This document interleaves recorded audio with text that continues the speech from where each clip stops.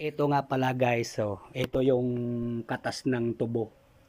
Ito yung katas. Pag nabuo guys, ito na siya kung nakikita mo Yan, luto na yan guys Yan, marami yan Yan pag naluto guys, yan na. Ayan po naman dito nakaupo lang. Sabihin mo daw Galing yan dito guys Dito. Diyan yan galing.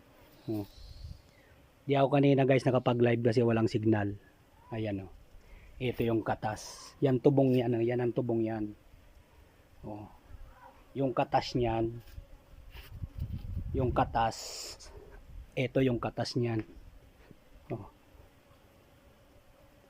Yung katas niyan. Tapos iluluto niyan dito guys. Diyan ang init Yan ang linuluto diyan guys